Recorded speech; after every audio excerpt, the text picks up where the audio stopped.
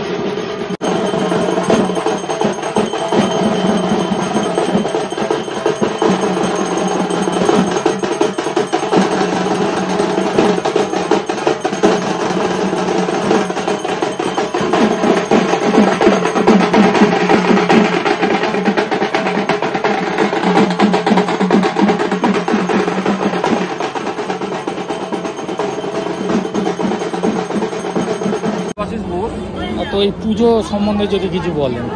এই পুজো আমাদের এবার 45 বছর হলো। বলতে গেলে আমরাই প্রথম শুরু করেছিলাম। আমাদের এই গ্রুপ দেখতে তো বয়স হয়ে গেছে, আমাদের হাতে চন্দ্রনগরের পুজো তো বহু পুরনো জানেন, সেটা বলার না। ঠিক। এবারে আমাদের থিম হচ্ছে বন্ধন।